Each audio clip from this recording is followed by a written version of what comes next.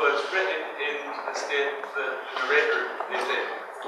It's called Ground World. The days I keep my mouth glued means the nights my mind comes alive with all the things to say and no one can tell me. You leave gold milk, left round the flat, and tell how many days you bring past, and you'll be a junkie.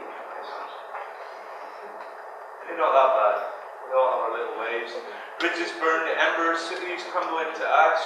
The song on repeat reaches its terrible peak as I wait. The kettle light will pop off. The world passes my window, upcoming workers pinching their shoulders into sharp points might go by a paper, walk among the washed, just to level. Pour some petrol on the fire and say, watch it go up, but can't tell the difference. Don't go back to the scene, they say. Those people, there it is. Maybe start some thick-fingered arithmetic to divide up the day between a have and a have not. That moment between sleeping and waking, you don't know what you are. Before all the sins tumble into your head, is where I spend most of my time. Is sleeping like dying? Or are dreams just glimpses of heaven instead this moment's infinite swishes roses? You know, an uncle of mine once tricked me into believing that you could change the weather simply by thinking about it. All those wasted Saturday afternoons, standing in the soft and wet, laying in my arms with your pleasure. Funny thing is, I wasn't that young then. I was 13. The inflex box of my mind was sleeping, make the carpet come to life, it's just as the bolts under my feet, and the sky is full of the basis matter, the building blocks of life that sputter inside you all, and they say we're killing this planet. No, it's simply getting rid of us. And I hate to tell you all these things, but when my mind comes to alive, I have to write them down, or else every thought comes back 100-fold. Every breath that passes your lips contains a small atomic part, the greatest thing you'll ever say, and the small, steady light trapped in the people of your eye is constant recognition of the beauty of this world. When your eyes are the dark matter, to which all light follows, sitting on the edge of a void, kicking my feet, wondering which way to go, I gently pushed myself off. It's called the Cheltenham. The labels in the bottles of the box you package in the factory in the corner of the industrial estate, after the third roundabout, up the second left off the A2, will travel much, much further than you ever will. And you criticize yourself that every time you open paper it's only 3 bizarre or the 3 AM girls, but it's either that or nothing to say when the lunch break comes around, stuck in a town that's frozen in a week before the UK release of Lovely Goo. A town where even the local old lady who's crazy has a hobby, and an asthma reads letters after your name. And every weekend you go to the same nightclub to dance to the same song with the friends you've set before around handbags and desperation and dreams of the one who named all the stars of the constellation Lacerta after you then left the mainland the very next day. If you hadn't got rid of it would have been left to your spotless sister, and there's no way that's going to happen this side of Sunday. You obviously hadn't heard the words your gran used to say. Be good. If you can't be good, be careful. If you can't be careful, get led. Funny, because most men around here have. What was it you kept telling me? That there was a star up there, ready to die, would shine in the daylight of the second sun, the time and place where all precious metals come from. It could just as easily happen in a million years. And all you want to think about right now is how one drink tastes another until all that's left is your thoughts are just coloured lights before the chance of a lock-in, before you stumble into the death steps of a Sunday and work beckons a fat finger. Maybe you'll write a note on one of those labels on those bottles. See how far it gets. See if someone replies and tells you of the life they led. Just write Lacerta, your name, your kiss, so they can look to you and remember in the cold northern sky. It's called Hollywell Psychiatric Hospital Intensive Care Wards. It's the first time I've ever done all that. But anyway, yeah.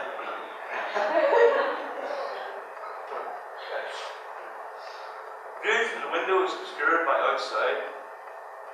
The grey stickle-sit carpet sucks at my shoes. At the far end, the killing room has changed shape and stayed there, but the tortured cigarette burns along its floor have left a pattern on the backs of my eyelids. At night, I sometimes wake to find the gloving flood of torchlight on my sweat-covered bed. The very voice of God hisses, "Sleep." The little world gets up.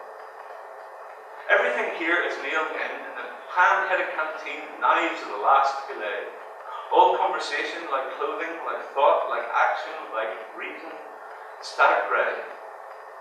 Except for during the Red Sea, when pain creeps under fingernails and everything turns outside in and words crawl the walls or a scream rises and falls like a resting breath.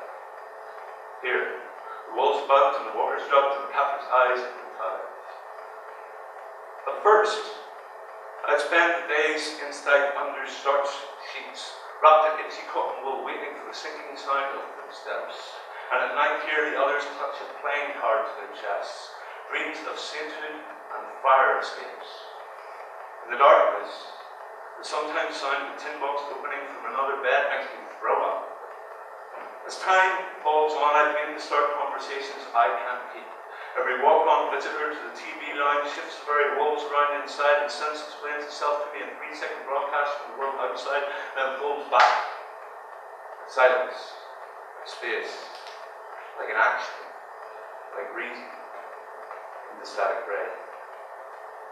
They have to flush out the sweetness they give me because it makes me sick. Living through the chill with nothing in my veins but weak water, Valium and headache pills. Living for visits, and the first joke I crack open just to see what happens next. Yesterday, they asked me if I'd let them try their last trick. Here in the dull of each dawn, all that holds is all it is, and all it is, all it was. It's time. Until the blue ship, and the little world clicks on again. It leaves me with the greatest gift of all. Be able to fully realize that life is beautiful. How to have a party. This house is a study of forgetfulness, and tomorrow for now, usually the compass point is the liquor room. But soon this room will be an asphyxiated ashtray filled with the asleep, the sick butts, dreams that float inside half-finished cans of those that line the legs of those passed out, half full of everything and nothing. Words either damped by drink or fueled by the Bunsen blue flame of drugs. Earlier, the party had built on itself, like the words on the verge of your lips to someone you fancied since ever. The kitchen fought the lounge for supremacy, both filled with the great and the not so good. Anything goes with everything. The tin sweet breath gone off cider from a random, or the one dribbling nothing into an ear, while one eye scans the room like fire for anyone else. The dope smoke hanged in the air like an ever-present statement of fact. Everyone danced to shake the weak out of their heads, all self-consciousness gone, just arms up and down, left and right, and a clamour of congratulations to the pill virgin from those who danced around as she held her eye aloft, and acceptance rang like peaceful silence inside and outside her head. And the green bag key holders keep cool until her booty runs out. Talk of reinvention bounce through the air, talk of woolly-headed conspiracy theory, talks that runs but doesn't walk. Nodding acceptance and stab-fingered dissent for its own sake. Party rising and falls on either its feet or its knees. It's forgotten as consequence or remembered as someone spoken of years later with their eye grin. Parties exist for the sweet release from the cold grip of this world, or to bring out the best in you. You barely noticed. This poem is called Margaret Thatcher is Dead. By a puddle of beer and blood at a table in a bar, half dozing on the sort of dreams that cause a dog's legs to kick and twitch, with claret cheeks and a tin sweet breath that could eat its way out of a wet brown paper bag, he awoke and seized me with a muddy eye and said, "You don't know me, son. Pretty soon you won't do again." I asked his name. "David," he said, "the name of a king, not fit for an old rascal like me." I asked if he heard the news, knowing he had been running away in. "I hate to ruin your celebrations," he cried, a ball bearing with spittle arguing from his teeth to the stick-on carpet floor. "But at least we knew where we were with Thatcher." I was surprised. The man's slippery grip on life. I asked if I could lean there and defend her of war, poll tax miners and children's milk. Mostly I was wondering why I was even bothering hovering near him in my own sense of anger. You don't get me, son. I'm glad she's dead. There's so much more now that's worse instead. I asked him if anyone could be harder. But he'd switched that awoken part of his brain off as he mumbled his way to the bar, so I slid back to the spot amongst my friends to toast again the thing that finally did her in, while found my eye kept tiptoeing over to him, and his sunken sense of self is self. I began to think about the caretaker, the petty thief, the fool, the family, and the flunky. Surely we're smarter now. We know our flash-footed footage from our eyewitness garbled news reports, the spinning heads after Mayday and its well-kitted spreads. I had a dream book reading after all. And I was right. We didn't learn the taste of our swords. Not then, over a decade ago. See, we only learned a lesson when there's nothing left to lose, so I left the pub early with a sunken, drunken stomach, hoping that old soap would be alive again in 20 years or so, to mumble about the world while we toast the final days of yet another rumbled crew. Thank you. The poem is called At Least the Polar Opposite Can Dream. When this life falls at you from a great height and your dreams just drip poison into your mind as you sleep, just know that there's dangerous men with a dangerous idea and scratchy beards and an even scratchier thought. 1 out of 10 flyers tries to remind you to save the world. 9 out of 10 tell you it's better to forget. But you still hear the moans from that tired, annoying 10-year-old you as you walk through Primark. Because when it comes to the quality of the clothes, you get what they got paid for. Well, fuck it. It's a £6 pair of jeans. And you manage to walk past the smell of manufactured baked bread pumped at Subway. It's easy to avoid that one. The Subway is shite. But the smell of fake bread still brings havoc in Tesco's when you're so hungry your stomach's trying to kill you from the inside out. You keep packing up your shopping trolley with things you're never going to look at again, never mind you. And your typical television viewing is the second half of an episode of Friends, repeated so much as snow and crackling on the picture. And the only real division in the TV you watch is whether Chandler will be fat or slim, sometimes in the same episode, or whether those two knobheads will be married or not in this one. Marx believed that class consciousness is what alienates us from each other. I think the conflict can be pared down to the one we have with just ourselves. Everything else is just a backdrop setting the scene for the constant battle with the self. Now you play out your self-judged failures and what it makes you do and what it keeps you from and leaves you looking at the heavy of your face in the spotty mirror, wondering if your life has been a raging flop or a limp victory so far. And you can't take on the advice from others, not because they compete with you, but because you're so deep in your own inner conflict you can't hear them over the sound of your own voice. And the rest of the world is no help. Every time you cave in and buy a new gadget, a piece of kit, you might as well crawl in the box that came in and close it in. A job with a blue carpet floor, walk to the water cooler is something to look forward to. And no one seems to have a surname, and if you're not mistaken, you've ditched your job with the Rebel Alliance for one with the Evil Empire. But at least the polar opposite can dream, cook up a future oblivious to the one that they live in, even though they pretend they know more about it than we do. And if you need to judge whether they really care or not, just attend one of their sparsely seated armchair conferences. Because to care about the world is to care how your soul looks in the mirror. And that flag there waving won't make a bit of difference, but it'll help keep your bed softer at night.